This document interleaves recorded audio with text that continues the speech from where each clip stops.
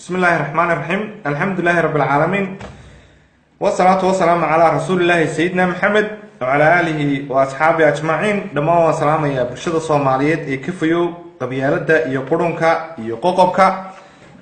ولا رجيكوا طبعا آديات بنو سلامية أنت حنوصلنا سنة وحنلاقي بالله عليكم إلهي إذن عافية وحمانا إذن ما سلامية مع أنت حنوصلنا سنة قبيالة كو أنت يقرنكو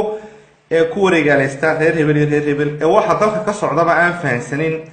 iyagana waxaan leeyahay Allah raxmaanka soo hadeeyo ee qabyaalada sida sunta loogu shubay ee lagu walaaqay soo dhawaada walaal tabcan barnaamijkan inoo share gareeya waayo hadayna live ka hadlin oo Facebook ka hadlin meel kale oo maanta Soomaali danteeda laga hadlayo arkiba miisidba haday tahay BBC-di VOD wixiiba waxay u dabran yihiin nimanka siyaasiyiinta ee dulliga u shaqeeya ama xarada iyo u shaqeeya qoqobka iyo qabyaalada oo BBC-du waxay ka baqanaysaa dabcan in ay ka hadasho arrimaha maslaxada ummadda Soomaaliyeed way ka baqanaysaa gaalana gacanta ku haysta VOD kadalik idaacadaha yar TV-yada daawana kadalik qolba qole u xidhan tahay siyaasadda ku xidhan tahay anigu laakiin soo waxaan ku hadlaa iyo wadaniinta kale Soomaaliyeed aragtida xorta ah xalaasha waxaan dulis walaal waan ku salaamay Cabdiqaadir dhamaantiinba soo dhawaada arrinkan maanta ka dhacay horta meesha la yiraahdo Hargeysa dadka qaarba si bay u fasirinayaan oo waxaan arkayaa oo xitaa anigu halka rabay inaan ka hadlo war anigana ina fadlan xagarre walaaladeed baan ku salaamaya nimanka dabca sar xiray aniga tusaale aydiina haato aniga Cabdisalaam haddaad isleedin malaa meeshan isaaq baa la diinayaa oo qof isaaq qaba la nabad gelinaya sida waxaan ku wada hadlaynaa Soomaali way wad fahmi weydeen inkastoonan ciyaalka u baahnayn ee qabyaalada iyo qurunku weyn haddana waxaan la hadlayaa bal dadka at least maskaxdooda shaqeynayso Cabdimaalik Sheekh Musaacid maxaa lagu xidhaa bilisweydiye ma wuxuu ahaa wadinkan ku wareegaya idoor buu tagay daarood isaaq buu tagay waxa noocaas afka ka daaban nagu tahay laakiin ka deynmeen waayo qabyaaladan waa in la taabtaa warcidan wada waayo qabyaalada dadkani waa walaalo ama isaaq noqo ama daarood noqo ama hawiye ama raxan weyn ama digle ama dhifle ama waxa doonaysid noqo anigu ma baahni caawo kale waa habeenkan u baahnayn qof igu dhaca Cabdisalaam waa dadka xanuunsanaya waxay doonayaan inaan laga hadlinba war isaaq waa dad Soomaaliyeed daaroodna waa dad Soomaaliyeed dabca sarna magaaladiisa u jooga laakiin waa inaad waxaan sii baadha waxaan yaa maxaa koos garanaya yaa wada nimankan dabca sar xidhaya ee nimcaan hilaa eriyanaya ee Cabdimaalik Sheekh Musaacid xidhayay qolfigoodan iyo haybtan ay kula sheeganayaan baa isaaq laakiin waa amhaaro Soomaali isaaq baa caaysan maanta oo dhan halka wax sunnada wixii ka hadal seen isku fahmi kareen anigu ana isaaq waana ka soo horjeedaa isaaq saarnayna waana waligeena ma taabacsani aniga Cabdisalaam imisaan kulahayn xitaa dabcasar waxba waanu naga maqlayno waa dadka la falay ee mala waana war meeshan dadkan waa la afduubay dadkani way goodoonsan yihiin dadkani waa kilka lixaad ama xara meeshan ka talisa anigana ima arki karaan adigana kuma arki karaan sababta lagu xidhayna maaha daaro qaar kale oo daarood oo baarlamaanka ugu jira oo ka soo jeeda beelaha harti la yiraahdee daaro ayaa la jooga ma xidhaan qofka hadafkoodan qofka qaata sunta ah Soomaali la kala gooynayo iyo in Soomaali ay laba kala tahay iyo qadiyada xun ee khaldan ee ku bayskaraysan cunsuriyada iyo qabyaalada iyo nacaybka iyo diinka baxa ee xitaa aan diinta islaamka meelba ka soo galay waayo Ilaahay Quraankiisa wuxuu ku yiri innamal mu'minuuna ikhwa wahtasimuu bihablillahi jamii'an wala tafarraqu salaadii tukanayaan waa been meesha isugu imanayaan waa been waxay cunayaan waa xaraan kelmaday ku hadlayaan dadka u sheegayaan waa been waayo amxaare u shaqeeyaan waxay u shaqeeyaan cadowga Soomaaliyeed ma arki karaan Itoobiyaanka kabahay u dhaqayaan oo barashanayaan ilaa Musabbix talaba waxaan uga digay oo dadka in badan uga digay war hadaan nahay dadka waqooyi ka soo jeeda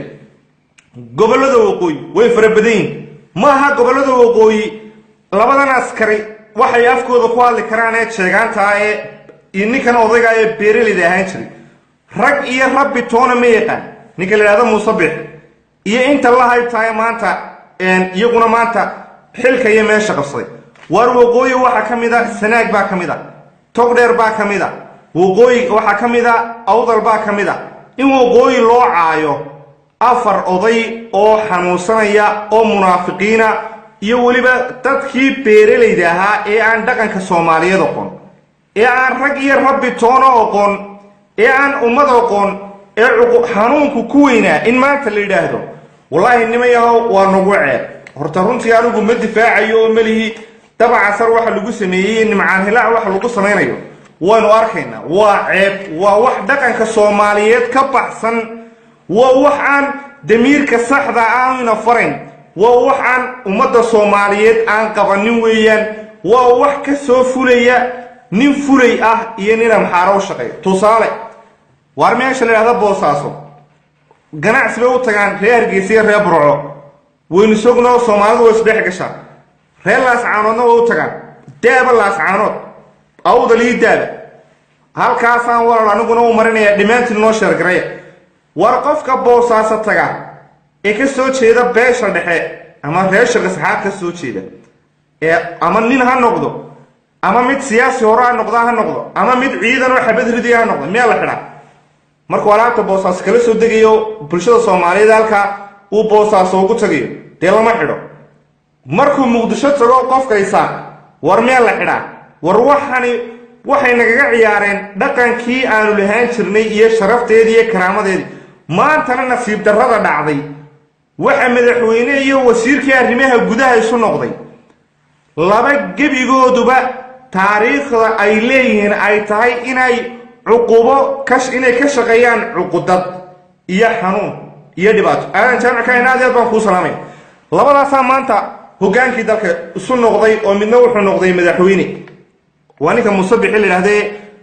taariikhda Soomaalidu waa yoomil qaami baan maanaya waayo waxa meel dhow tadageysanay axaadiista xitaa way ku soo aroortay xilliga la galayo aakhiru samanka waxa ummadda hogaamiyo oo madax u noqda dambiile iyo kuwa ka taliya xumaanta ayaa madax u noqda waa calaamadii bay kamid tahay aakhiru samanka waxa ka hadlay xitaa aan siro meel dhow taarkiisa ka hadlay bal taariikhdiisa oo dhan baana ninkaas waa mar uu caraysnaa oo ina cigaal caayay mar uu ameesanamiye balaayis ka dhigay wax caayay mar uu isaaq gudihiisa caayay oo laha aniga wax dili kara mar uu boorame xasuu ka geysanay kan la socdana anaa garanaya maxaa ilaahay ma dhinacayga la dhigayaa markaan dhinto aakhira kuwa qabyaaladu ku weyn tahay ee aniga halyeyga iga dhigay Maxamed Kaahin Axmed oo maantana uu ka dhigtay wasiirka arrimaha gudaha waayo wuxuu wasiirkii madaxtooyada ma magacaabayo waa la munaafiq waa la qabyaaladeyste waa dulli aan ilaahayna ka furtay ummadna aqoon qabyaaladna ay ku weyn tahay hanna aan lahayn qabna lahayn waa dadka hankoodu aad u hooseeyo labadoodaba hankoodu wuxuu ku kooban yahay waraxna silaaya ma dhaamiba wuxuu ku kooban yahay isaaq ma dhaafsisna inta aan isaaq ahayn wallahi inaan caawa mid waayo war waxaan wax loo dul qaadan kara ma dabacasar muxuu sameeyay xitaa ma dabacasar ma dalbu duminayba qolaba waxa ku sheegto warna waxa baan aqaanay dabacasar in entertainment iskaga jiraba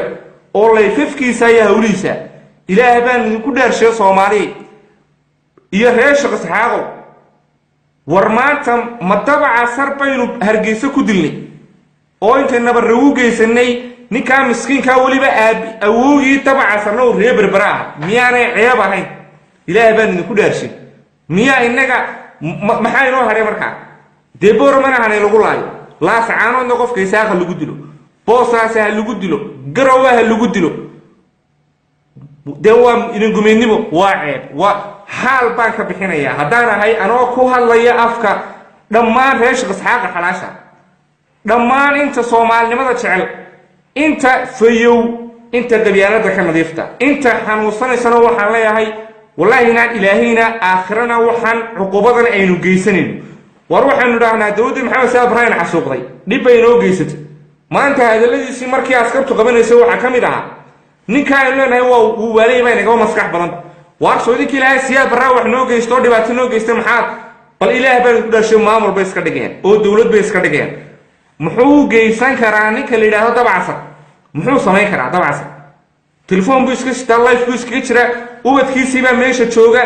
kadibna uu iska soo dhoofay war waa bilaahan waa fulinimo waa nacasnimo waxaana qabsaday haddaanu saaqnahay waxa magaceegii ku ciyaaray oo naga baabiyey kuwii noogu liitay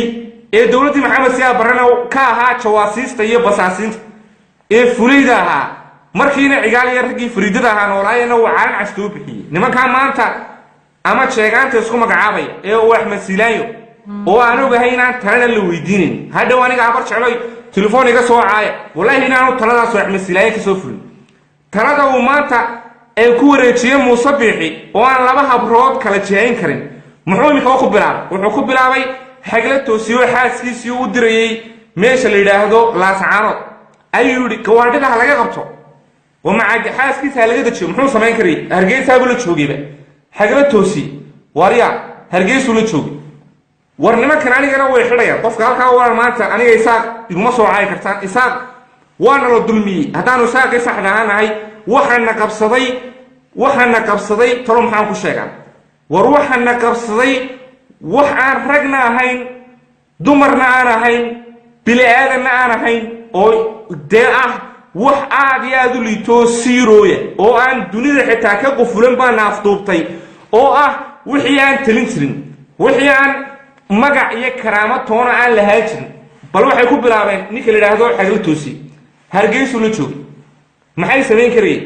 war ninkan hargeysaba jooga ilan surdoon baa leedinoo hargeysa eribood ka dhoofi karaaba ama ka berberuu ka dhoofi karaa waybaad xaaskiisa aad ugula degayseen gawaadhida markay burca maraysay waa ceeb waa fulinimo waa wax wallaahi magacii reer shaqsaxaa kuwaas waxay ku rideen hoog aad iyo aad u dheer bay ku rideen war karaamaanu lahayn waxaanu lahayn cabdillaahi istaanti macadaanu lahayn waxaanu lahayn faarax cumaar baanu lahayn sheekh bashiir baanu lahayn waxaanu lahayn barkhan cas baanu lahayn waxaanu lahayn dadkii soomaalinimada ku dhaadanaya baanu lahayn laakiinse dunida unba dhan baa isdhalin rogtay oo waxa noo soo baxay oo dabcan sheegaantan ay nagu ceebaysay dee marka horeba waa qabyaala sheegaantu laba reer baa isdoortay oo isaaqii kale iska xugtay oo yidhi waxaa la isku idhaahdaa saac muse habar wal iyo habar jecel oo macaal isaaqii kale qaar dirdaba la qaninsiiyeyba marka maxaa hal xaaraana nirig xaaraana ma dhasho waa ceeb kaasaa waxaa lagu sameeyey okay waxaanu arkayn oo aan la yaabnay hadda ka hor war ninka la yidhaahdo ajagise comedianka ajagiska comediankaabaa hargeysa lagu xidhayay airportka ruuxaniyow ma garanay ajagis muxuu nagu samayn karayay waa ninkaa comediankaa hargeysa comedian buu yimi iyo inuu comedian qabto ajagis waa la xidha coldoonoo meesha tegay la yidhaahdo muqdisho waa la xidha iminka inanka yara nimcaan hilaac ee fanaanka aabihii baa la xidha isagii waa la erinaya maanto maxay soomaalidu kuma amaana mayd kee u dambeeyey kaa la sii sido hadda waxa u dambeeyey oo dhibaato loo geystay daba casar bal ilaahay baan idinku dhaarshiya daba casar ma qof maskaxdiisu caadi tahay iyo maamul hadday yihiin iyo dowlad daba casar wax ma u geysan lahayn waa nin ku martiya ubadkiisiibaa jooga hargeysa ubadkiisibaa u yimi ilaan amarkan ninkan askariga ah oo askarta waynu isnaqaanaa waar meel bay askartu iska fadhiyaan meel bay iskaga qayraan laakiin amarkayaa soo siiyey madaxa sare ee booliskaa soo siiyey madaxa sare ee booliskana waxaa soo siinaya oo jananka ah ciidamada maamulka somalilan run baan idiin sheegaya haddana waxaa muuse bixi marka horena waxa ahaa jananka guud ee booliska iyo ka militarigaba waxaa amra marka horena silaaya amriyay iminkana muuse bixi baa amraya amarku wuxuu ka soo fulayaa markaa muuse bixi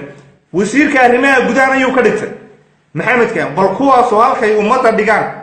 waa ummadaa kurusabaan anu marka horaan idiin sheegan kuhi wallaahi maalinta kuwaa la yidhi madaxweyne isu noqdeen ee uu haddana ka dhigtay wasiirka arrimaha gudaha haddana maxamedkan ayna dha halkaa maarata waa garashadii gabooday waa caqligii oo dhammaaday taasay ku bilaabay maalin dhow waxaa bilaabmaysa inay xitaa haweenka war waxaan u baqanayaa xitaa maryam mursal inay yidhahdaan maryam mursalna hala xidho waayo soomaalinimada kuwiino waxay tahdaa weli soomaaliyeed baan amxaarada iyagoo xidhay maad aragtan etoobiyaanka dhulkii baa naga haystee shaqooyinkii hoose la wareegay ee shaqooyinkiiba qaatayba iyagoo xidhaya soomaaliya waa isku dhaqana oo isku diina oo isku dada nacaybkay abuurayaan wuxuu koosgaraynayaa in qofka kale oo walaalkay ee soomaaliyeed uu igu naco qabiilkayga uu yidhaahdo markay kuwaasu sidaa u dhaqmayaan dee waa anugu la yaabi maayo marka muuse bixiyo iyo kuwan maamulka noo haystee booliska ay saa u dhaqmayaan waa in qofka isaaq xitaa qofka wanaagsan iyo qofka caadigaa la yidhaahdaa war isaaqo dee dad caadi oo maahaba waayo dee meeshan iyagaa xukma maanta hadalladiisa wax ka mid aha waar isaaqow dee meesha idinka haystay miyaad xidhay wixii looma joojin waa la xidhay afartii ilaalinayna waxba markaa walaalayaal meeshan waxaan ka socdaa waa wax dullinimadii ugu dambeysay ma aha wax la aqbali karo waxaana wax ka soo fulaya iyaga ma aha waa waxa maxaarada ka soo fulaya weeyaan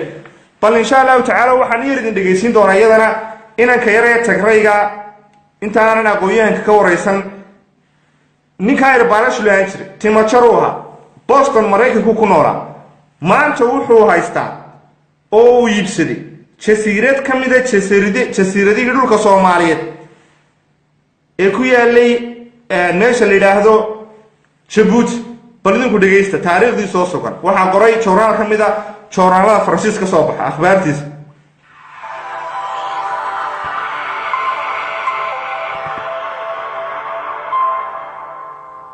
telefishan laga leeyahay dalka faransiiska oo lagu magacaabo M6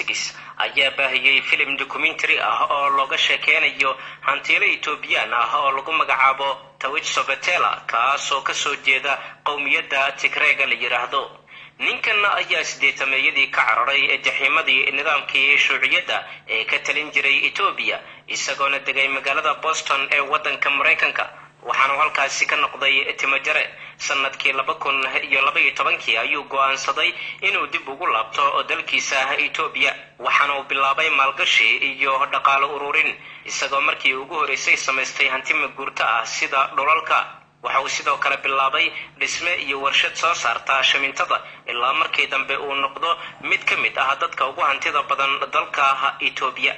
ninkan oo dadaal badan muujiyay isla markaana taageero ka helaya madaxda dawladda Ethiopia ayaa ku guuleystay in dawladda Djibouti uu ku qanciyo in lacag yar uu kaga iibsado jasiirad aad u qurux badan oo ku taala wadankaas taasoo lagu magacaabo Lilmoshi walaal qof baalka wuxuu igu soo qorayaa codkaaga lama maqlayo waxaan ka codsanayaa insha Allah taala barnaamijku noo sii soconaya xariga dhibaatada loo geystay tacadiyadana waan cambaaranaynaa waana wax dhaqanka ka baxsan Soomaaliyeed iyo dhaqanka waqooyiba dabca sab loo geystay waxa lagu yareeyay in keere la yiraahdo fanaanka nimcaan hilaacno iyaduna waa wax dhaqanka ka baxsan waa wax lagu kala dilayo ummadda Soomaaliyeed ee walaalaha marka walaalayaal bal waxaad ii sheegtaan inaad codkan maqlaysaan waana wax ceeb ah oo nalagu ceebeeyo runtii marka halka waxay igu soo qortaan haddii maqlaysaan codkan ninkan yar ee tagrayga ay la iibsaday walaal Cabdifataax okay waa maasantii iibsaday jasiirad ka mid ah jasiiradaha dhulka Soomaaliyeed ee ku yaala Djibouti haddii maqlaysaan waa warbixin yar oo kooban dabcan marka su'aalaad kale weydiin doonaa aqoon-yahanka telefoonka waci doona insha Allah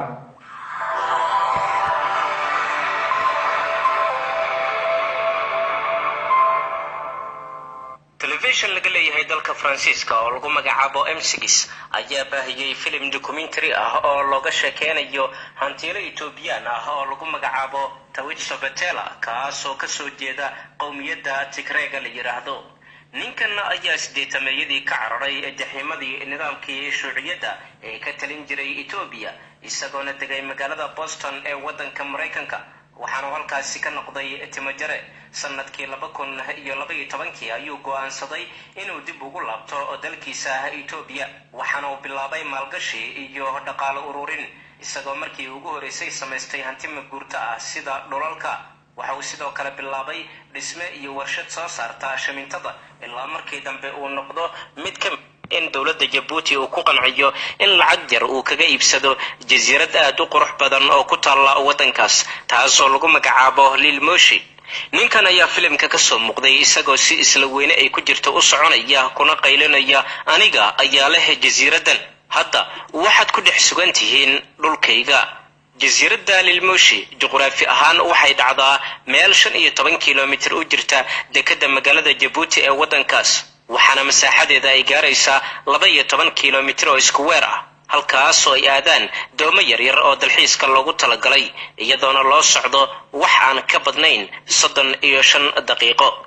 jasiiradan ayaa jasiiradaha kale kaga soocan iyada oo leh xeebo qurux badan oo bacaad jilicsan leh waxaana ay sidoo kale leedahay kaymo ama hawd ay shimbiruhu si aad u joogaan halkan waxaa sanad kasta u soo dalxiis taga dad qiyaas ahaan gaaraya 100,000 oo dalxiisayaal ah marka taariikh ahaan dib loo raaco jasiiradan ma ahayn mid la degi jiray sababtoo ah masaaxadeeda oo yar iyo ilaheeda dhaqaale oo aad u yara. waxaana asal ahaan ay dowladdii ingiriiska si boob ah uga iibsatay suldaankii tajooraha. sanadkii 1840 ayayna dowladda ingiriiska suldaankaasi kaga iibsatay jasiiradan 10 kiish oo bariis ah ilaa sanadkii 1885 ay ingiriiska u gacanta ku hayeen ilaa markii dambe ay uga tanasuleen faransiiska kadib heshiis dhexmaray labada dowladood oo ku aadanaa gumaysiga dhulka Soomaaliyeed ee Djibouti. sanadkii 1914 ayaa ganacsade Faransiis ah oo ka beec mushtara hubka oo lagu magacaabo Henry de Montfort waxa uu jasiiradan ka dhigtay meel uu ku qarsado hubka uu soo tahriibiyo. taasna waxay keentay in dowladda Faransiiska ay jasiiradan u yeesho ilaalo gaar ahi. sanadkii 2008 ayaa madaxweynaha Djibouti Ismaaciil Cumar Geelle waxa uu suuq geeyay jasiiradan isagoona ku dalbay kiro ama iibsasho toos ah. waxaana markii dambe go'aansaday inuu iibsado hantiile Shiinees ah inkastoo gabagabadii uu ku guuleysan waayay heshiiskan kadib markii dowladda Mareykanka ay sheegtay in dhakooyo maraakiibta lagu hakiyo ay ugu xiran yihiin jasiiradan ayna ka baqayso in looga cayaaro ama laga jaasuuso. sanadkii 2013 ayaa qaraar jamhuuri ah oo soo baxay waxaa lagu iclaamiyay in jasiiradan iyo dhulka dhaca hareeraheeda uu yahay maxmiyad dabiici ah. waxaana laga dhigay jasiiradan dhulka maxmiyadda ah ee dowladda Djibouti ay ilaaliso.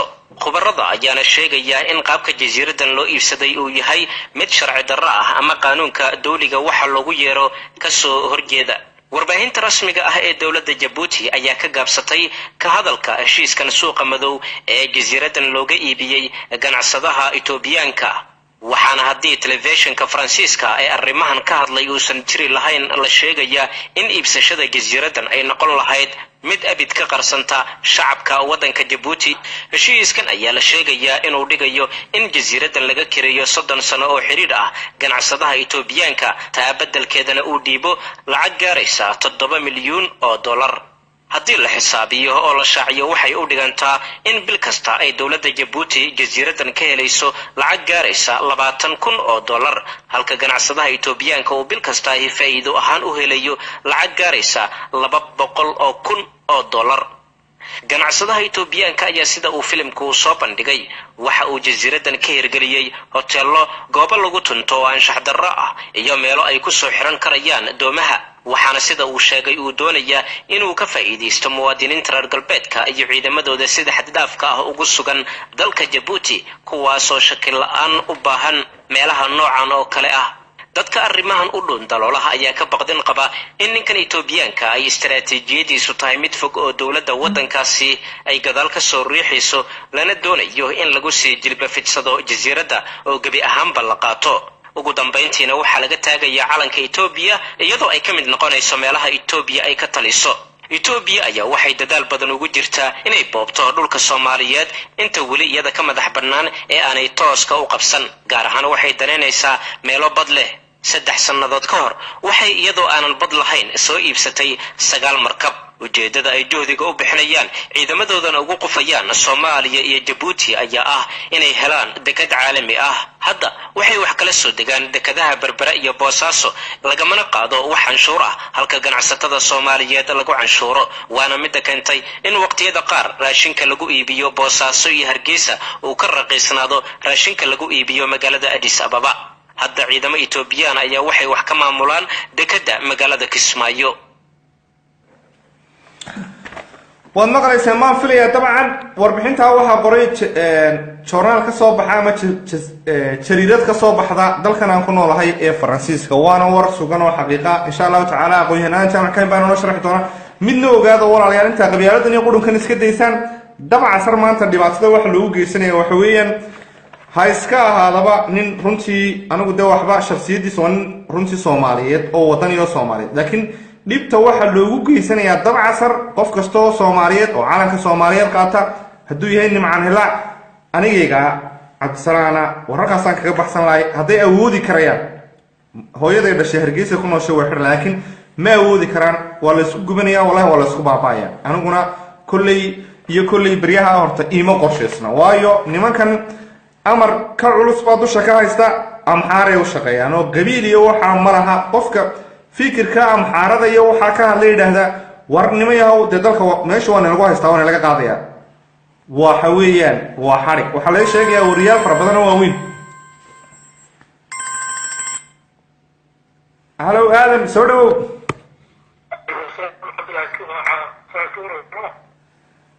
aadan waan ku salaamayaa inkastoo codkaaga in yar baad moodaan yaro tashuush shariga yaro galay.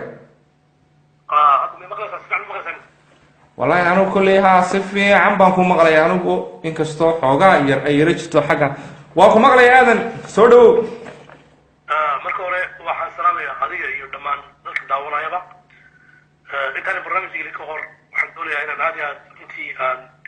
aniga lafteedu aan ka raali geliyo aniga iyo cabdisalaan isku meela kasoo jeednaa runtii cabdisalaan baan aad mahadlay oo ka danqaday macnaha gudnimadaas maanta nimankaa maamulka sheeganaya ay sameynayaan oo ay ka horeysay tii hore ay ku sameeyaan ninka loo yaqaano cordoon waa dadaca cordoon oo ah ninkii berigii ka dhidhiyay arrintii ka dhacday meesha loo yaqaano jaamac dubbad waa aniga lafteedu inaad adiga lafteeda haddii aniga lafteedu aan ka qoray ilaa 5 qoraal 6 qoraal oo aad ka heli kartaan googolka oo qaarna ingiriis yihiin qaarna soomaali yihiin oo arrintaasi iyada beriga aan kaga dhidhiyay oo aan ku cabaray dowladda ingiriiska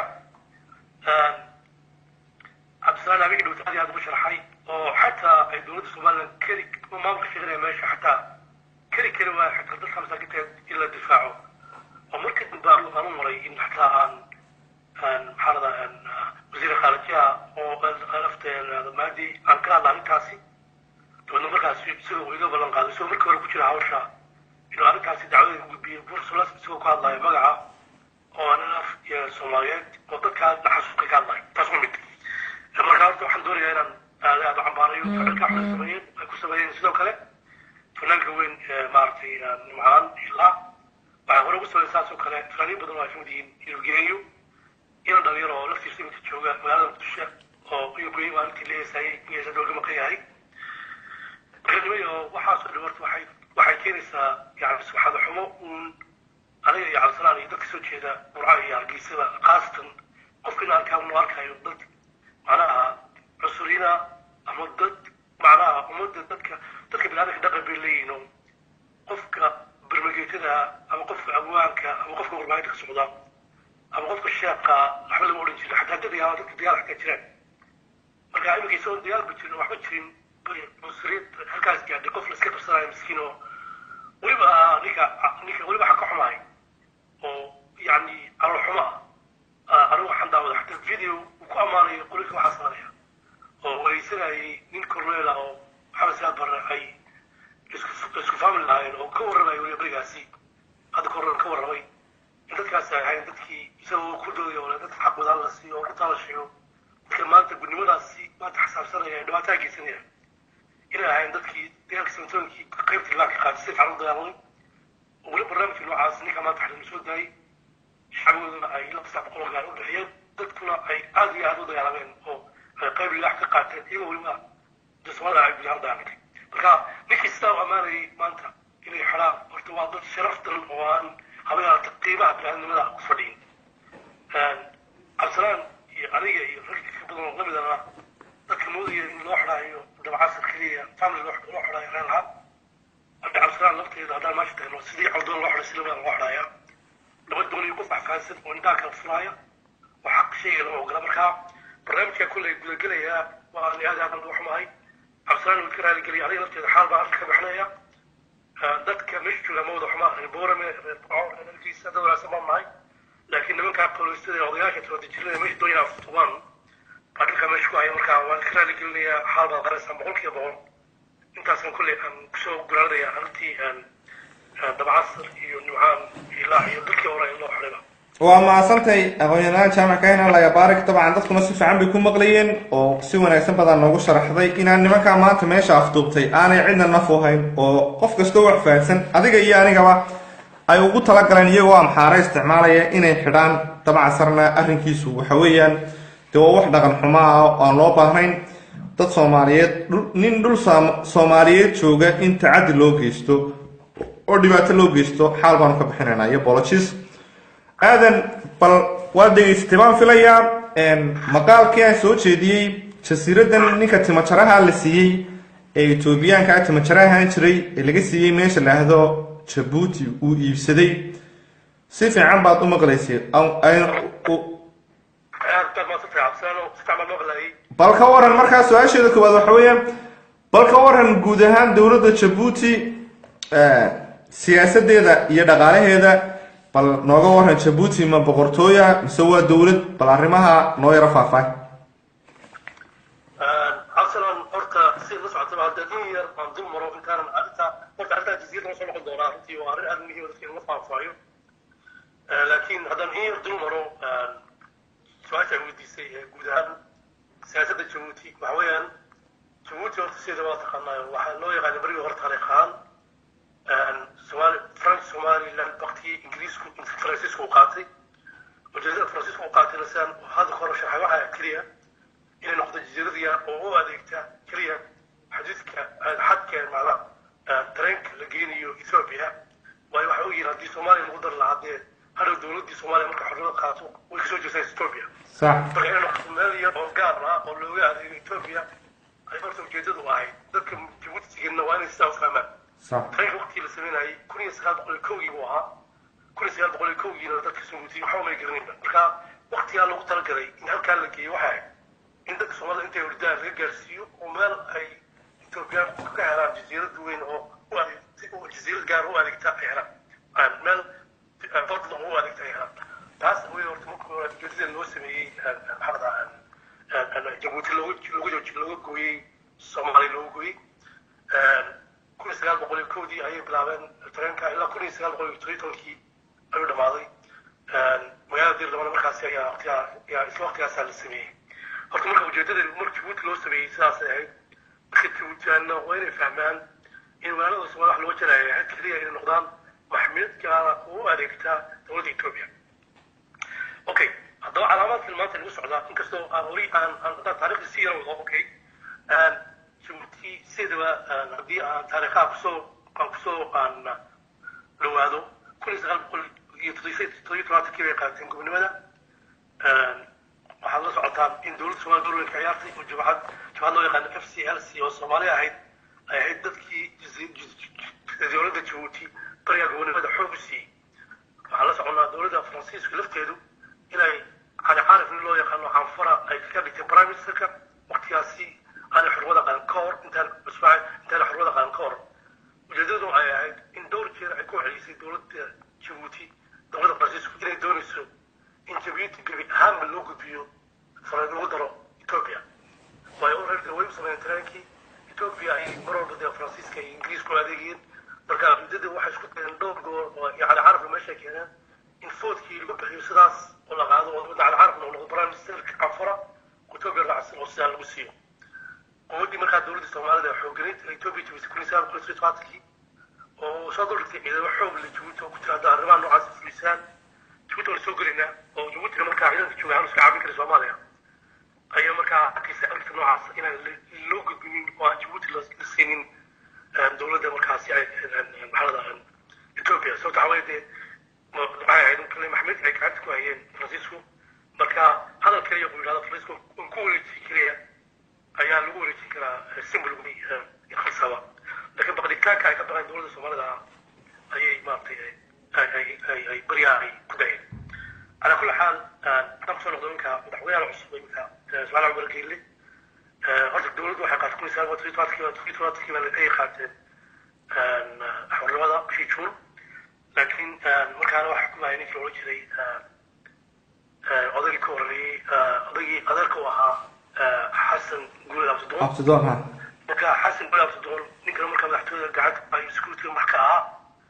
أو سكوت مركا نقدر لو عاود لو كل شيء هو رجي كل ساعة كل شيء ساعة كأي من حول نقضي نقدر شو السنة اللي حصل وهي لابد يكون شفتي بعد لوس في مركا لابد يكون كوي تمكينا مركا لا يهدنا مالتي يجي يسري لو جيت الغدري لابد يكون لحد يكون هذا الغدري هذا اللي هذا وجهه لابد يكون كوي تمكين هي حزب حسبيهم وعارف فهم شكري وقد ضد اللي لا يجلس تقدر تشارك لي لما قولي لو شفتي خراب وكذا حبيت ما ادري جبت واحد من الساعه ودنا حافظه بلحظه ما كشغالين والله قولين با waddan xuquuq insaanka aada ugu liito qofkii doonaan dili kara qofkii doonaan xadi kara waan cidla celin karin oo ah xagga marka loo eego xuquuq insaanka caalamka ah waddan sida north korea ku ah waddan aan xuquuq insaanka iyo jaraa'idka caalamka jaraa'idka waddanka iyo telefishinlanta gacanta dowladda ku hayso aan loo ogoleen wax xora mucaaradka jabuuti maanta dibadahaasay meeraystaan ururka baxayska loo yaqaan NCO iyo qaar fara badan oo kale way ka baxeen waddan qaarna waa la xalay markaa wuxuu wadankii waddan sidaas oo kale ah oo maanta soo bedelay waddan maxaa la dhahaa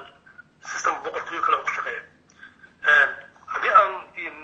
sii wado siyaasadaha jabuuti oo su-aasha labaad oo cabdisalaam wadiin doono ahaa jabuuti ma boqortooya mise waa dowlad taasaan ku xogsiinaya cabdisalaam soo ma ها سفي عن وسؤال لبعض واحد جيبوتي من بقرطوية مسوى الدولة صح جيبوتي سوى قبل رقم الساعة حوالي وسيسة في الشبه والدولة لما أولا كانوا والديمقراطية لما أولا كانوا لكن هذا رقم مسوى حب كله بقرطوية ذلك السؤال عقد السنين طبعا ولا حواليا يمكن almost سنة دي شيء وعن دي شيء كل سنة هو يصير شاشكي إلا ما أنت لو بدو كنت فتون كي ويصير عشتا شفت سنة مربع لو قدرة حتى شرق لو بدري إن لو كرديو وسيا بدري عدد يقول برنامج أو بدري لو كرديو مش وفرديو إنت كسكو حق مشغير لي شيء مركزي حوالي هكاس أوها إن قعدت كويس تماشي دي بجذبة وأنا كاسبين ميلا دقالة إن أي فاميلي يسوع كويا صلا هذا دسيو سؤال عمر كيل كل سال بقولي سالي ساشن كي أيوها دعونيه لما قعد وقتها إلا ما أنتم كل صيتون كنا قريب فدامشي خضر محمد حيد أو مروزة مدحونها يدو محويان وعلى كيا وين مدحونها أو سين دلتي عن الله لكن قدرنا بدون وضع كيستا سعد عمر كيل وولكيس ودارك كاها كده جبت ودقالها بدون كده صبحوا وماشي كلي مرفع وضع كتالا مدرسة السنة إذا كيسا لو يرى عيناشه ويجي لو يراها وشدة على جبتي ساعة سنة كمريكا لو كانوا فيها المياه بدك الرسالة إذا كان واحد دلي واحد من اليابان سنة ودلي وشدة باسطة بوليها كمريكا لو فيها جبوتي إذا كان كامل نقود وسوى عنفر حاس خضراء أول سنين هو عنفرة ما هو سكرتيريا برايم مينستر ذلك جيبوتي وأنا لو ديال غير إنه كابس ما سوين سياسة وطنك إنه بجت ودلك أن الله هذا فعلهم أول هذا ويضنا أي نشري أن فعل ورقي ودلك كل بس فلاي ولا تيسا يضنا وحق من أي فرقوس وتون اللي هذا مدوى وكشركة يبغى إيرلاين أو جيبوتي هذا يقول لي أنا مسحيد حوين وحول عليهم محمد قطرة محمد حيد مركز سفر أفريقيا أما كان ولادة الدولس تعود عليهم عن تقايا وربنا كده وطنك كانت فاهم شيء كان محمد حيد وديتي وأهم شيء قطرة محمد حيد ولادك جرالك إيرانك وصل ريا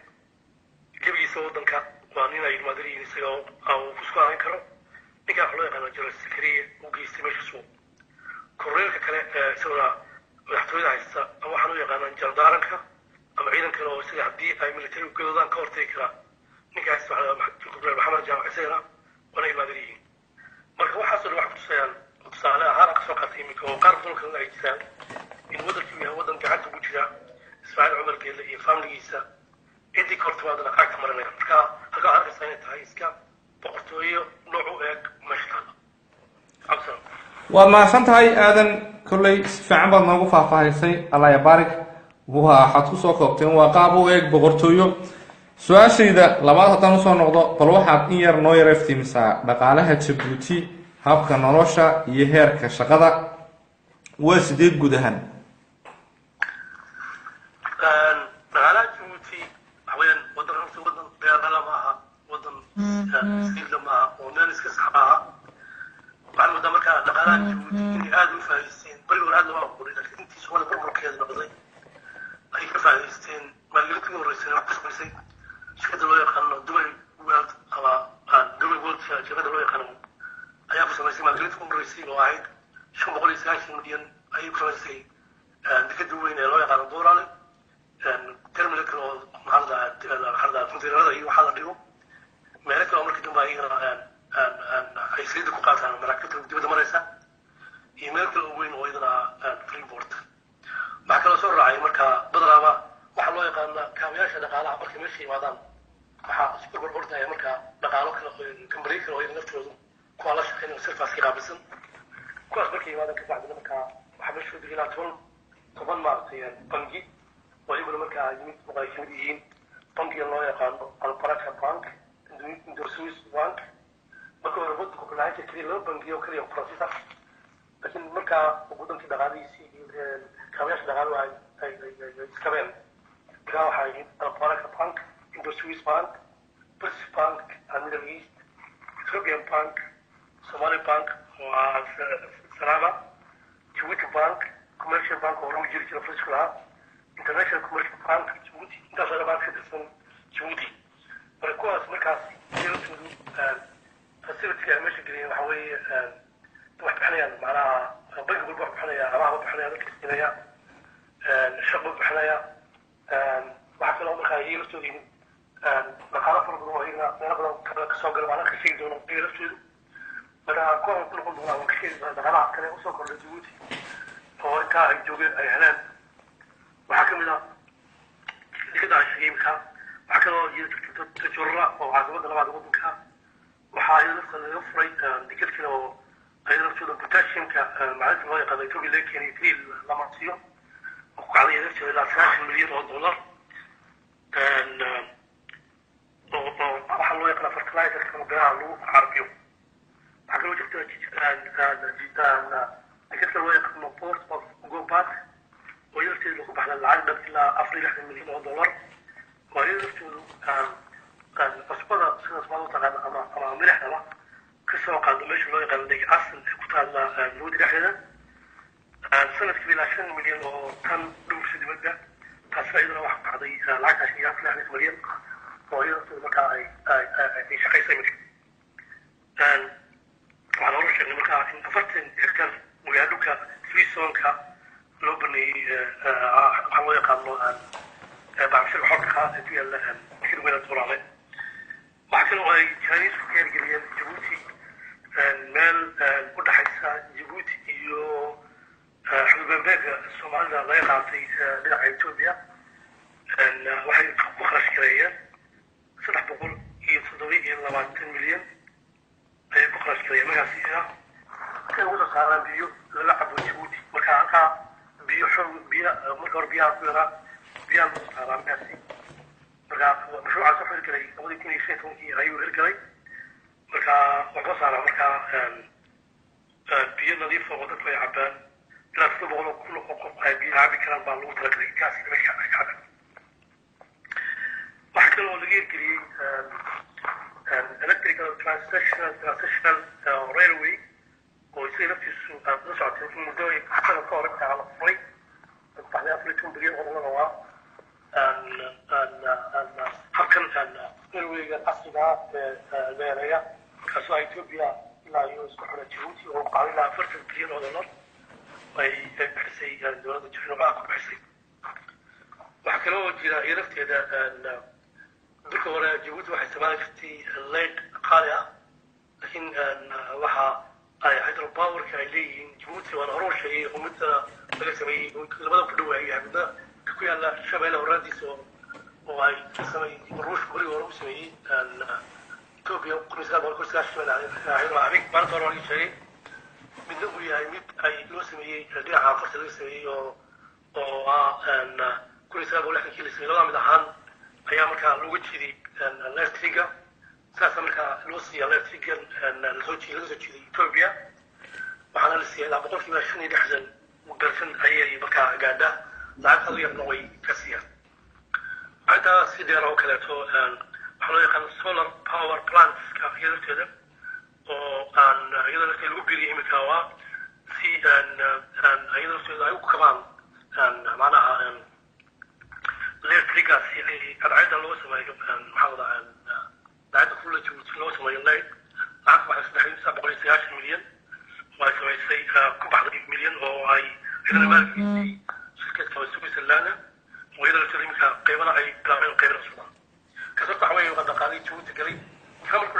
isbedelay iyo bangiyaha isbedeleen waxay markaa taasi keentay markaa in noloshii dadka ay kor u kacdo oo dhaqaalihiisa bado inkasta oo musuqmaasuqa uu yahay musuqmaasuq aad iyo aad u baahsan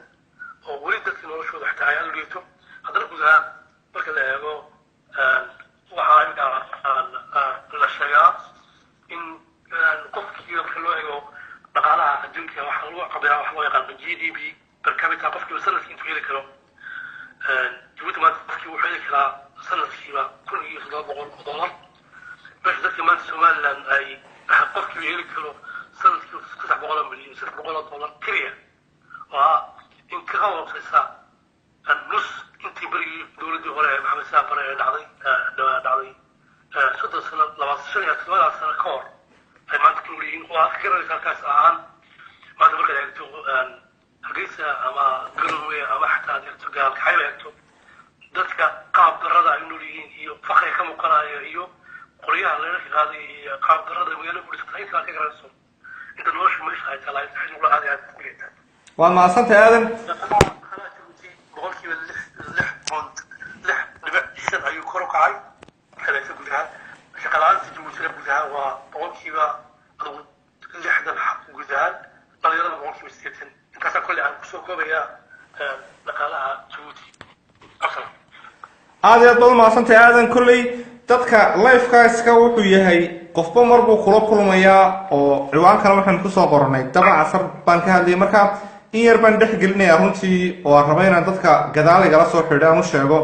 war arrinka daba casar waa arrin xaqdarraa waa mid aan loo baahnayn waa cunsuriyad aadan jaamacka ahina uu ka hadlay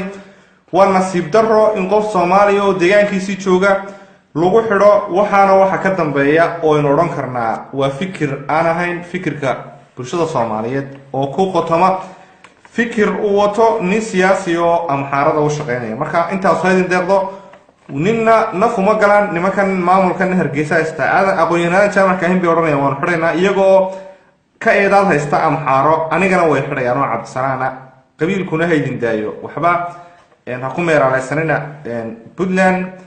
amxaarada way haysataa oo qofka ka hadla soomaali weyn way xidhayaan ka somaliland taga ee soomaali weyn iyo soomaali jacayl ka hadlana waxay odhanayaan qofkaas waxbuu fahansanya hala xidho qof kastoo fahansanna wax fahansan oo garan karaya qiimaha soomaalinimada ama kismaayo ha joogo ama baydhabo ha joogo maamuladan deen loo sameeyey ee amxaarada ka amar qaata ama hargeysa ha jooga ama garow ha jooga way xidhayaan soomaaliya idinkana qabiil baa laydinku mashquuliyey markaas idin daba aadan iga raali ahow intaa yar baan rabay inaan dadka halkaa bal aan u mariyo waayo qofba waxbaa kolley ku weyn oo ciwaanka waxaynu ugu qornaa dabacasar baynu kusoo qaadanay iyo tacadiga loogu geystay hargeysa marka intaad hadlayso o dhan dadku su-aalahay weydiin lahaan dabacasar ka hadla iyo saad u aragtaan xadhigga dabacasar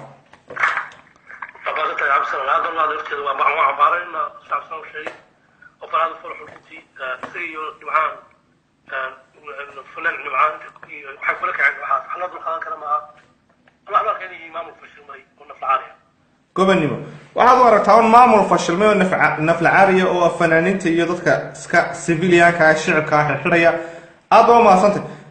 su-aashayda haddaan usoo noqdo barnaamijkeenii ku saabsanaa Djibouti aadan saad u aragtaa xidhiidhka dowladda Djibouti la leedahay dowladda Ethiopia ma mid simanba mise waa mid Ethiopia ay si gaara uga faa'iideysto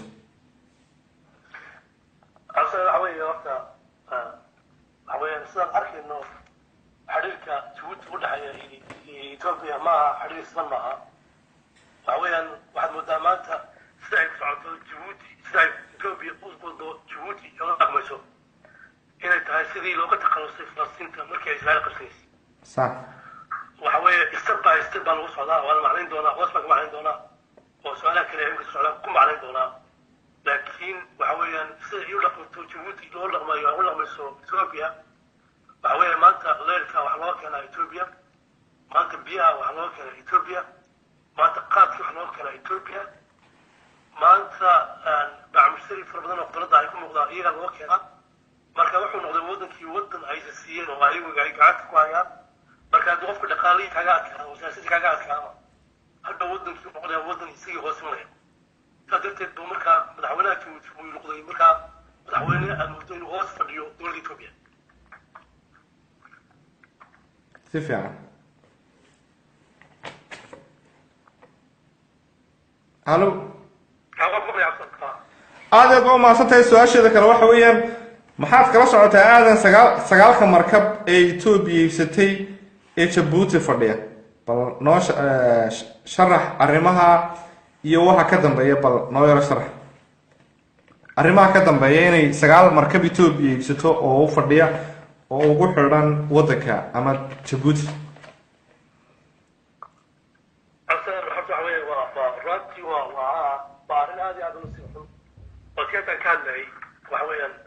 إثيوبيا من صلاة ضرب كذا كتختي من الناس مش قصرنا قبيل تسدريني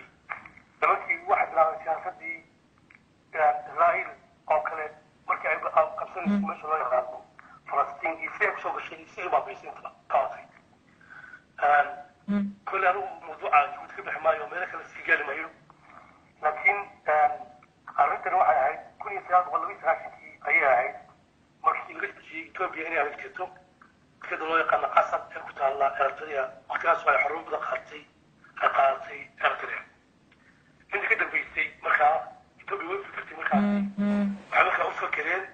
إن مكا حالك كده مكاسي أي بلامر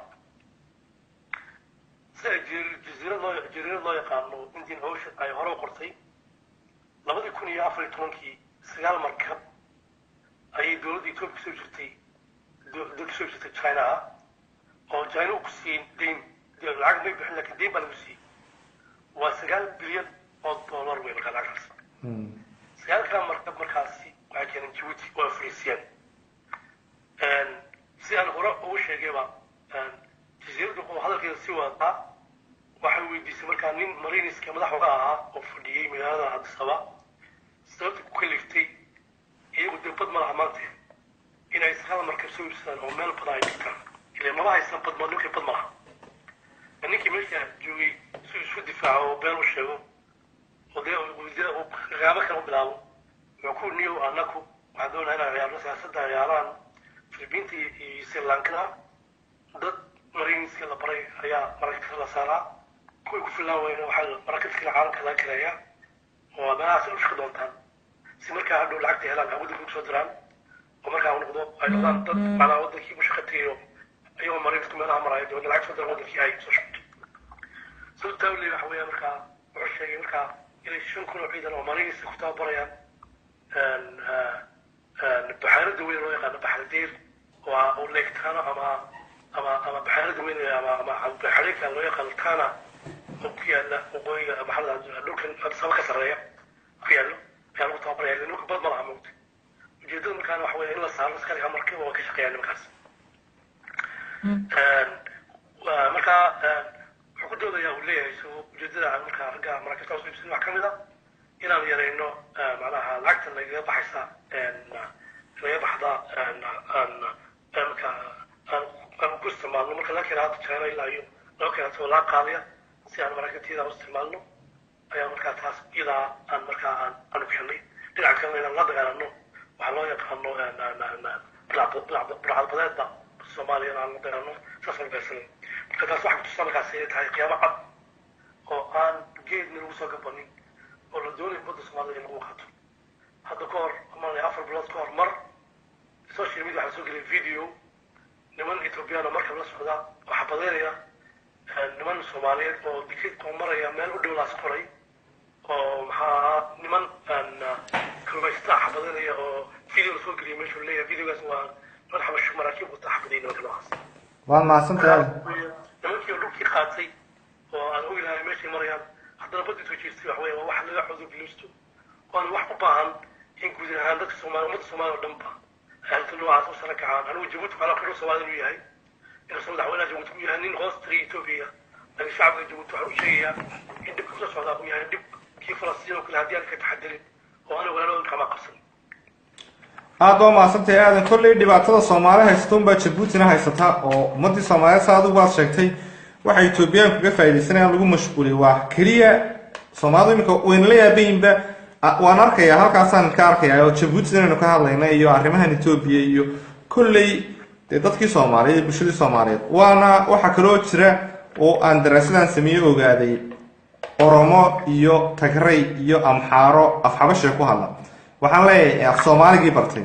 oo social media aynu gula jira oo daraasaad sameeya oo arka had iyo jeer dadka Soomaalida iyo AQ-gooda iyo maskaxdooda halkay marayso waanigu cabsanaana waxaan soo ogaaday xaqiiqooyin dad Facebook-geena la isticmaala iyo social media oo amxaara oo oroma oo af Soomaaliga qora af Soomaaligana ku hadla waxay dadka aflagaadeeya dadka Soomaaliga oo aan arkay inay inagana inagu sameeyaan balcaqligeena iyo daraasaad iyo statistics bal qofka Soomaaliga marka waxaan arkayaa ummaddu waxay jeceshay kaliya waynu ku soo celinay xitaa in laga hadlo dabacasar iyo arrimo noocaas war dabacasar khalad baa lagu sameeyay kun jeer baan ka hadalnay laakiin waa inaynu maskaxdeenu dhaaftaa war bal dabacasar iyo halkan yar dhawo aynu ka fakarnaa war maxaa guud ahaan dalkii ka socda koonfur bari waqooyi qabiiladan iyo qabiil ka wanaagsan iyo qabiil maanta qabiil ka fiican oo Soomaaliyeed gabigeena oo dusha maxaa naga haystaba qaar way xoraan talo dabacasar ma gurmad Puntland soo dirto Puntland tana soo dir dabacasar miyuu deynaya wuxuu oranayaa maxaa waa cadowgeega wakiilaha war kilka ka daayo Soomaali galbeedaha Puntland way ku qabanayaan oo safiir baa fadhiyo maxaa halkan oo ka horeeya halka hargeysan oo ka horeeya bal intaasu haydin deeqdo Soomaaliyeed waayo dabacasar waxa qori lagu haysta haddana lagu tixraac sameeyay hadaladiisa waan dhageystaa maalintii dhaweeyde oo dabcan ay ku kulmeen fanaanadeeni weyneeda qaranka ilaa fanaanada anagu cambaareenaya caawa waayo waxay kilka shanaad bay jirto waa dadka qaar ba maskaxdoodu maqatayba dabacasar laftigiisa bal u fiirsada Soomaaliyeed dabacasar iyo waxa kulmay fanaankiisa la oran jiray Cabdi Jibaar Khaliiji ayaa Hargeysa ku kulmay anagu waxyaabaha sano dabagal ku sameynaa u fiirsanaa Maryam Musalba iyaduna fadhiday dabadna waxay tiri waxaan tagayaa dhulka Soomaalida Djibouti waan tagay iyo kilka shanaad dabacasar baa saxay ninka maanta la haystee dibta loo geesto ee wuxuu yiri maya horanin kilka shanaade waxa tiraahdaa Soomaali galbeed isaga ka taxsanaa ama dhulkan laga haysto marka waxa la arkaysaa ummadii Soomaaliyeed is dhiibtay oo AQ-goodii maskaxdoodii uu hoos u furo oo ay jeceliin wax yar oo marka entertainment oo kale loo dhigayo oo kale marka waad arkaysaa dadkii muctarifka ahaa ee role modelkan Israa'iil ku daytaan ayaa waxay u hadlayaan sidii amxaarku u hadlayay amxaaraduna way nagu dhashteen igama foga halkan ay kula isticmaalayaan meel kasta kula isticmaalayaan qofka soo jeeda way arkayaan ee Soomaalinimadii ku fikirayay sharaftii Soomaaliyeed marka ma jecla ka waxay u soo dirayaan kuwada jawaasiista iyaga oo shaqeeya ama Puntland ha jooga ama Somaliland waa la xidhaya marka laakiin waxay jecel yihiin case dhiibay yiraahda kilka shanaad waa kilkan iyo bixiye kilkan waa tagaray iyo ka yiraahda anagu hadaan saagnahay daaroodkan ilaayo daaroodkan u sunacnahay iyo kan kale isaguna yiraahda daarood hadaan warsa waa dad xun ka kale isna yiraahda hadaan hawiyanahay daaroodku waa dad xun iyo kuwaas waa kuwa ka helaanba waa kuwa ku shaqeystaan iyaga oo shaqeeyaba fikirkana waa fikirka amxaarku ku raaxaystaba laakiin amxaarku ma jecla ninka yiraahda Soomaalidu waa waraaq waa mid waa hal family Soomaalidu ma aadan markaa yar raalaha waa yar dhaxtaan barnaamij uga dhigay sifiican waayo ma jecla in iyagu waxay ka helaan amxaaradu iyo dadkeena nacab iyo cadowga Soomaaliyeed inay Soomaalidu qabiil isku haysato oo taala reer hebel laakiin hada taas Soomaalidu waa mid waa walaalo war anagu reer hebel anagu waxaan waajifi hoose waxaan boqolkiiba 99 intaan ka mideysanahay baa badan intaan isku diidanay waxay oranayaan kan waxbuu fahmay xabsiga loo diro ama hal xidho waa cadowga oranayaan anagu nugu cadoway qaar kale ku soo direen oranayaan waa cadowga Soomaaliya ama cadowgu nugu yahay oo marka aadan mala waxa jeclaan lahayd inaad hadalla waan ka dhax galay garaaleho intaan su'aasha ku weydiin qaabay wax way kulli baa horaan waa dad bayqan ku celiya mar kale waxawayaan qof kasta qiimo leh oo Soomaaliyeed oo damiir leh arka lagu sameeyay macnaha dabacasar waxa arkay meelaha aad furxun arkii loo la kacay ninka loo yaqaano nimcaan waa arrin furxun waxaan u arkaa niman fashiisiyaan shucoodayaa fashilmay waa aan dhow ka sheekinay waa nimankii wadda ka dhacay ee qooway haddana meesha iska fadhiya oo doonaya meesha inay dadka lacag ka meesha taalo oo mushaar ku qaataan oo dadka been ku sheekeeyaan kaliya inay ku fadhiyaan oo cumrigooda ku sugaan meesha oo maalin walba xawaala arkiisa waa taqaanayo dadka gobolka nin baa la qaadaa kuwa kamid oo lagu aasaa odayaashaas kamid ah marka waa niman bilaa future oo dhalinyarada meesha joogtana maanta ay shaqo laayihiin waan caafimaad oo abuur wax u qabrin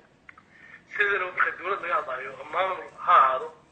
waxaa maamul dhan maqasho waa maamulka shacabka ku adeegaan hadduu maamulku kari waayo inuu awood u biyo dadka ku siiyo dowladda maamusho hadduu maamulku awoodi kari waayo inuu dadka siiyo waxbarasho bilaasha caafimaad bilaasha waa dadka mushaariyo gaanbay qaataan oo u qabtaan kaasi maamul lama odhan karo maamulka fashme weyn marka waxba ka soconaya inta kasoo qaad garowe maamulka puntland ama hargeysa ama kuwaas ugu horreeyay marka hore labadaba waxaa loo keenay maamulka fashme yihiin saddex labada maamul midna wixii ay dowladda hore maxamed siyaad barre qaban jirtay kuwii ka horreeyey dadka u qaban jirtay midna uma qabto marka waa nima meesha ku fadhiya maamulka qabiiladiisa ku fadhiya laakiin aan cidda waxba qaban karin marka markale waxaan baaranayaa waxaan leeyahay halkaasi dabcaas lagu sameeyey waa mid faraxun xaal baan ka bixinaynaa gudaha dhamaatayba aada iyo aad baad u mahadsan tahay aadan jaamac kaahin waad mahadsan tahay waxaan ku weydiin lahaa bal heshiiska gaaskee heshiiska dhex maray etoobiya iyo jabuuti gaaska laga helay soomaali galbeed ama ogaadeen sidaad u aragtaa asana horta waxaa nasiib darro ah in heshiiskaas wax ka galay ismaaciil cumar geelle oo ogolaaday nasiib darrada meesha taalla waxa weeye ismaaciil cumar geelle wuxuu ku dhashay magaalada dirdhaba sax magaalada dirdhaba waxay ka mid tahay magaalooyinka soomaalida ee dhulka soomaalida ku yaala ee weliba dhulka soomaalidu leedahay gudihiisa markii loo helo maamul ahaan ku yaala iyadii hararba ninkii noocaas ahaa ee loo baahnaa markuu qofku dabiil leeyahay oo xamaar kusoo dhex galo xabash kusoo dhex galo oo dhulkiisa arkay in dadkiisa ka yimid walaalihii ka yimid ay dhibban yihiin weligu meesha ku jiro loo baahnaa inuu dadaalo oo dadkaa sidii ugu sali lahaa oo u dadaalo sida dhaxali baan ugu hadlaya waan lahaa anoo burca ku dhashay oo ku koray burca dadkiiga degiyihiin bal haddana maanta anigu dabiilkii aanu siinayn in anigoo soomaaliya aan xor nima qaato miskiinka kale walaalkay ee degan gaashaama degan oo dhagax buurna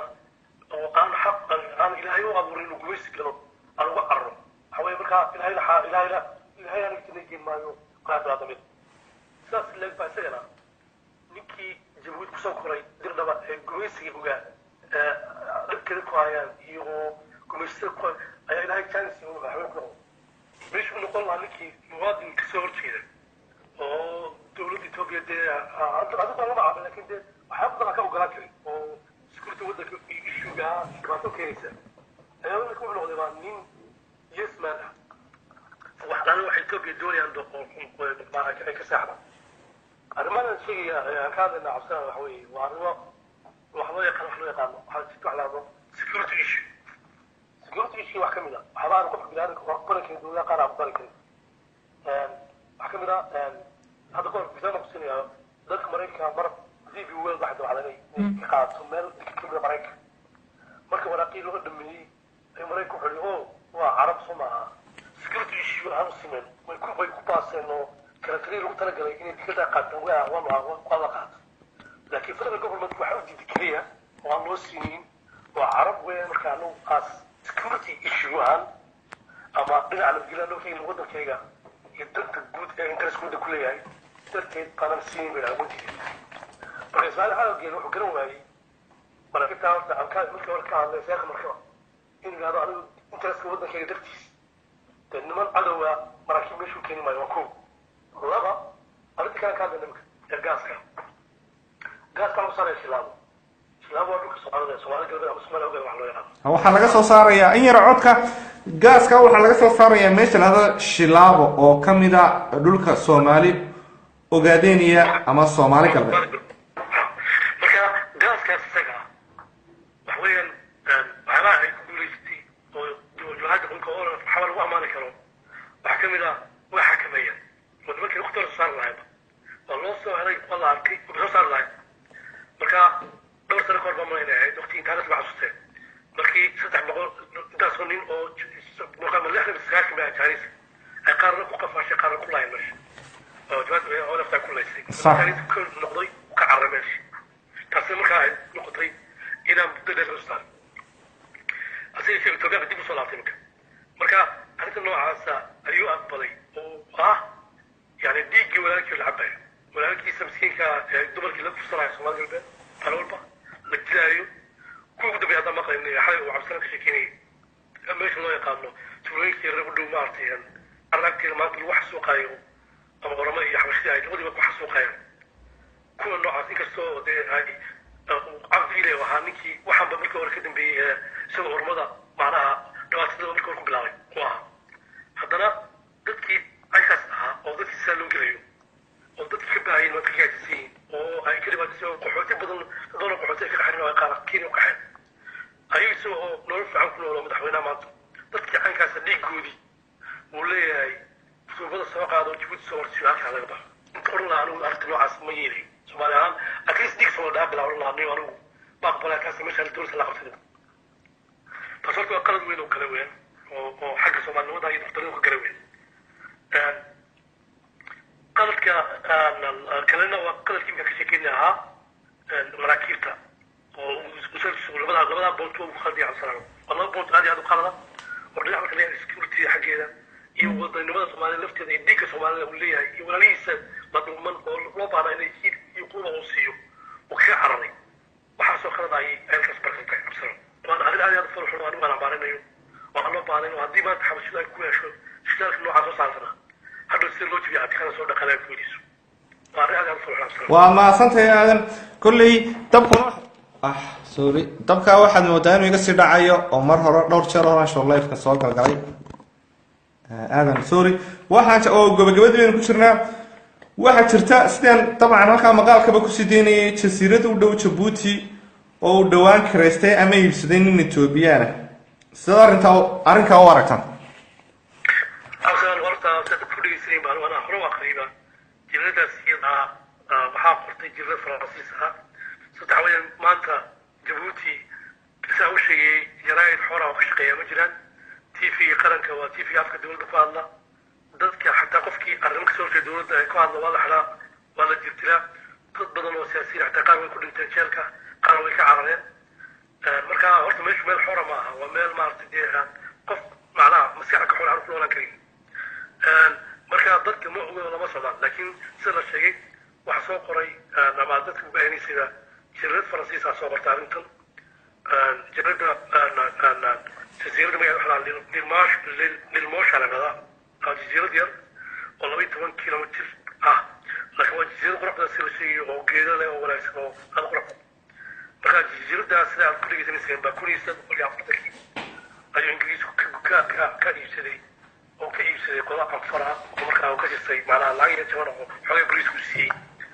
markii dambana muddo ay markaa markii Faransiisku la wareegay Djibouti ay Faransiisku wareegay marka saal barkii bariyaa wuxuu doonayay dad ku wareejiyo saan maqalay oo la socdo wax interest kulaha oo doonayay oo dareenayay inay ibsadaan ay qaataan ama ay Kristaanba sida qof oo kala wasadan soo wasi ay qaataan niman business ama niman ganacsato Chinese marka nimanka markay meesha soo galeen baadama Djibouti maanta ay ku yeelan معناها واحد لو يقانو صدقني ملتي وان كشكين دونه وانت عم كير درحين وكدر دونه باتي لي ايا marka wax kale صدقني ملتي midka maray ku leeyahay oo marka arkay inuu Chinese soo galay meeshii marka uu diiday wax ku dhii inuu jirta jira siyo Chinese security aan baan wana Mareykan aan soo jeednayo hadhow ama aan fasaasnimo ama wax dhigi doonaa ma doonin qalabkii arkaan nimanka xasiin meeshii marka nacasnimada uu keenay ama macnaha sida xul fakari عصام بالجيل ما كوس مع الحوي وقالوا مسكت فكر الحوي ما يلو كديري مريك ويلانو سكورتي هان ودول ما يلان نكاس السجل إنه مسكت فكر ولاده واحد وأنا مسوي سكر من حواشيا بس سكورتي وده كيا هو قدر كويه وأنا قاعد كيا هسه كويسنا تامر خاصة ولا عضي مكان نكر حواشيا قانين سيمكا ورك شكيني سيمكا وراها توتره لكن دولة الفكرة وقعان قوة فريا أو أما فنا لوف أما قعان قصي سوق قعان قصي تودا جزيرة الأولي الجزيرة داسي والجزيرة 8 كيلومتر وخطر ويسكنون كل شيء وحوي عالم كيف بيرجع يمشى هدو مراكب تاسي كحولن كلام واستعمال كلام صومالي كوير كلام بدي كوير كلام وحوي وخطر لقصة ويستك عما أرما أمريكا وما تسمي أما قاس كن تقول لكن اللي عنده مراكب تبي يسوي عنده أما أن جزيرة من الشيء هذا اللي نكاسي تغير خاطر الشيء عنده وحاصل مي وبوليسي لو خاطي فلسطين بلمتاي كل هذا ممكن نقدره كده إن ممكن ما أنت بعصر حري أي بولكي ساعته كسيين دبي أي سيين أما حتى إيربورت بالبراء أي سيين دبي أي سيين أنا عرفت السيين إلى أن شو صار لي سحنا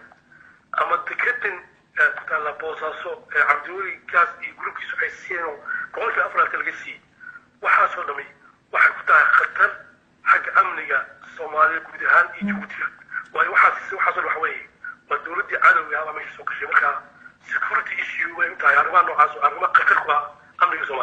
waa xaqiiq weyn aad iyo baa maasantahay waa run inta horta ay Soomaali isku mashquulsan wax kale ku daraya in yar aan intaan ka dhaco qor dawladda Jabuuti ma garan soo fikray meesha wuxuu keenay saldhigyo fara badan wadda ku xuleeyay wadda ka xulay 700 qof wadda aad yar oo taqiyad cid walba ka fanta wuxuu keenay Mareykanka saldhig kule wuxuu keenay Faransiiska wuxuu keenay Isbaanishka wuxuu keenay inka Sacuudiga oo galaada inuu saldhig ka samaysto wuxuu keenay Jabaaniiska wuxuu keenay Jarmalka waxa meesha wuxuu keenay Chinese wuxuu yiri $100 milyan oo dollar sanadkiiba Mareykanka wuxuu haysta $3 milyan oo dollar raiiska fadhiya waxaa soo markay meesha fadhiistaan sida jaraa'idka caalamka ku leeyahay wali haddii ay khalaad hadhow dhaco oo maqalku soo horjeestaan amniga waddanka khatar ku noqon kara within second ku bixi kara sida way wadada saxaabadayo ama la ficil isku garaaco security issue ahaan waddankaas khatar ku galaya wuxuu leeyahay lacag ka faa'iiso laakiin khatarta imanka dawladda siidan China Mareykanka ma ogola qaar kale oo Sacuudi Arabiya iyo qaar kale oo Faransiis ma ogola inaad kale fadhiistay meesha loo yaqaan saldhig ku yaratay meesha loo yaqaan Eritrea iyo Sacuudi iyo Faransiis ma ogola marka wax ku tahay waa bam ay ku dhacfayaan dadka Djibouti maanta masaakiinta oo hadhow ku kala xigsan inta si jiraadka caalamka ku leeyahay taasna waxa ka tagtay amniga dalka Djibouti ay leeyihiin بعد الصدر فسقة خطرت يدقن دمسك يدقن بيسك نوها يا بلا جبوتي ويركز ماشي من يا بارب من يا بهاي السوق اللي نايك حسنيات واحد ولا مسؤولين لو حصل حكوتاي فساد بدخل السوق الله وقتلكوا ما سنتي آدم بو ما سنتي طبعا وحسوالي ودينا يا عبد السلام انت انا كبح انه ويديك تحل لكم ان شاء الله تعالى كلي wax su'aalaada oo halka ku arkay dadku kulli mowduuc kala bay ay caawa ku qorayeen oo Cabdiraxmaan Cabdishakuur ayaa la xidhay iyaba soo gaadhay dawladdu qabatay warkaasuna ilaa hadda anigu imu soo gaadhin oo damaantan live ku jiray bay warka ay dadku maqleen wadadkii kulli dabcan cadawga Itoobiyaanka waxa ka xun oo ku soo celceliyaa aadan jaamac ka in wararkayna Itoobiya oo jasiirad ku yeelatay dhulkii Soomaali ee xeebta Djibouti oo calankoodii ka taagtay maraakiibtoodana ku xidhanaysa dekadii berbero ay ku leeyihiin 19% sidoo kale Boosaaso ay ku leeyihiin 4% oo cadow inagu ah oo khatar xagga security saadagu waa saraxday inagu ah waxa soo dhanba waxa ka sii daranba oo iyaduna ka sii halis badanba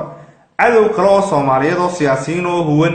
shaarka qabiilka oo gaashaan ka dhig marka dadka kulli waxay wadnaha farta kaga hayaan dawlad kastoo timaadaba cadawga kala waxa inoo dambeeya cadawkii gudaha siyaasiyiintan maanta Umar Cabdirashiid iyo hogaaminayaan Cabdiraxmaan Cabdishakuur dawladnimada u diidanba inay xaga ay Muqdisho ban nabad noqoto ayay dadka qaranka waxay ugu soo qorayaan Arsenal iyo Qabdar Arsenal ha Arsenal adiga wax ka dib hooyo Soomaaliya qaas burcad tasbiixi صح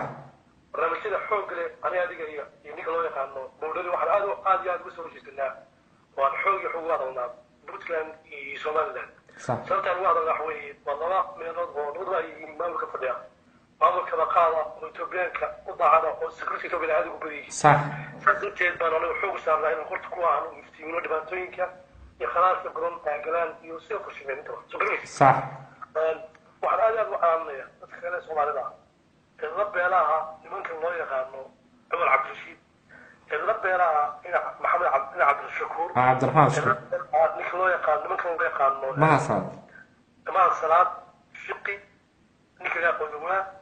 loo amusan ku jira meesha waxay waaji way waxa hada ku noqdo ninka loo yaqaano Umar Cabdirashiid waa ninkii badda saaxay Umar Cabdishakuur waa ninkii badda saaxay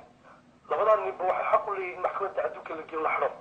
iyaga la xiri waayay baa waliba noo soo fariistay barlaan ku yimid qulwada adlay waqadooda ma sheegay shacbigooda waliba nimankan Umar Cabdirashiid oo bariga soo sharxay oo Puntland meesha keenan ama kuwa kale gobolada xaqiiqada dhacdo waxaan baa insan ugu hadlayno waqti ku roo qaadano siyaasiyiinta waqooyiga jooga ee hargeysa fadhiya Soomaaliland ama kuwa Puntland baa loo qabaareynaya halkan wax baareen ku Soomaaliland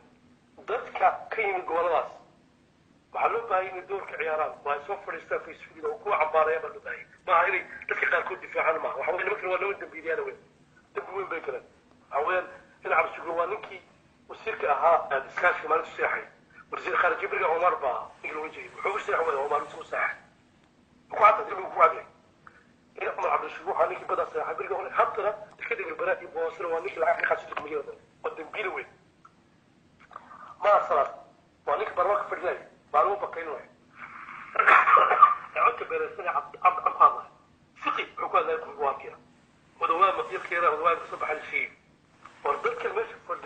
Soomaaliyeed maxay ku tagaan way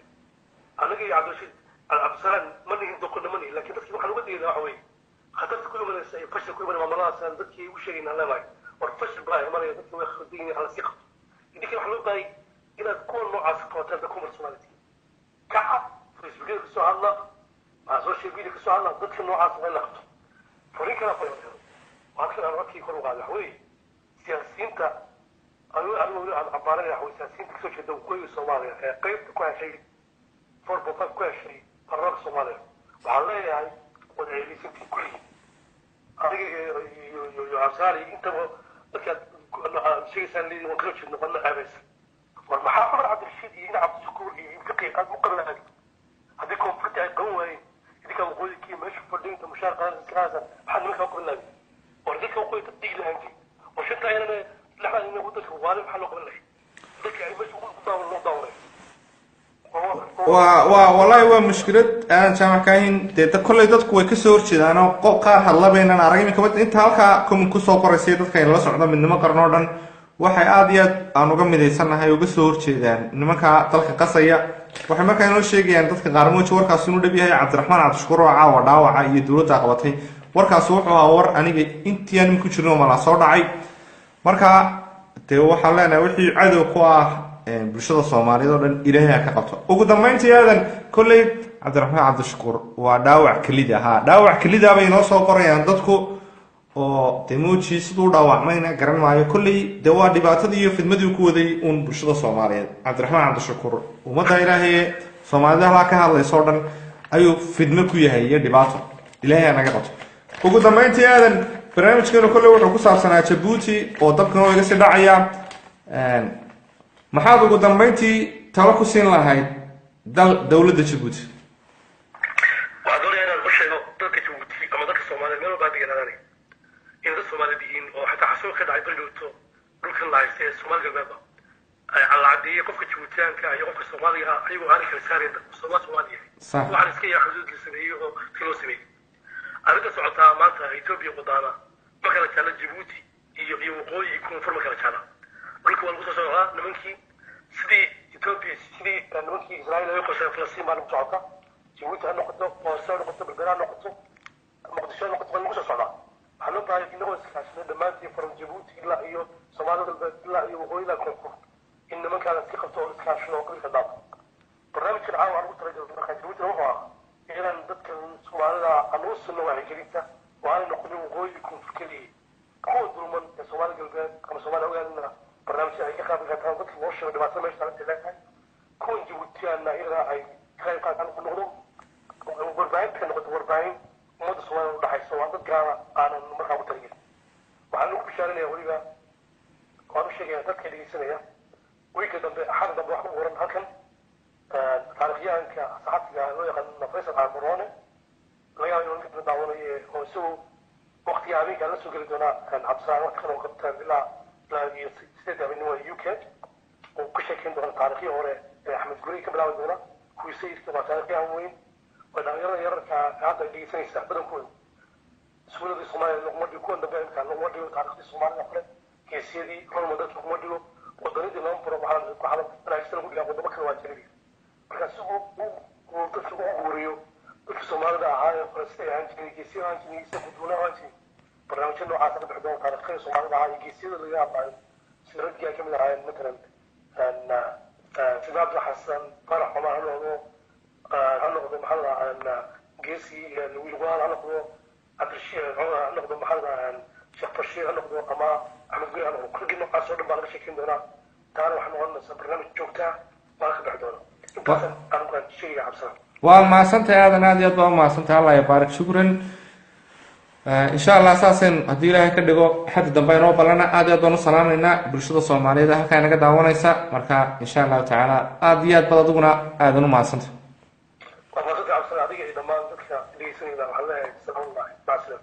ما شاء الله شكرا. وما سنتي ورا يا دبنتي بميلا كسونتي كل اللي بت الصومالية وين وضح شتاء إن بانك أو حيقول صخرة يا عيد ماذا النساء يحير لاليها وما تحير لاليها ونكوهم بريانيا قوان كاو قاتي وإن دلك لقى قطع waxa la wixii dhibaato ku wada ee dalka hagardaamo ku haya dalkuna waa mid qura maamuladana waxaan leeyahay ilaahay ha naga soo qabto maamuladana cadowga u shaqeeya inaan kala halkaasna taariikh hebel buu weydiinaya taariikhda de Axmed Siinaay haddaad u baahantahay meelaha kale aad ka helaysaa walaal anu nin Soomaaliyeed oo aan taariikh u hayo dabcan waxa jira ragga wadaniinta ahaa ee Soomaaliyeed iyo nimankii madaxweynayaasha ahaa oo aan raadadkoodii waxay ka tageen aan garan karayo marka walaalayaal meel ku sugantiinba barnaamijku la caawa saas ku saabsanaa arrinka dabcan sarna ilaahay nabarka lagu sameeyay nabar xaq darraha uga dhigo ninka reer macaan helaana waa ka xumay arrinka lagu sameeyo fanaanka marka dhamaantiinba meel ku sugantiinba aad baan salaamay wa salaamu calaykum wa rahmatullaahi wa barakaatuh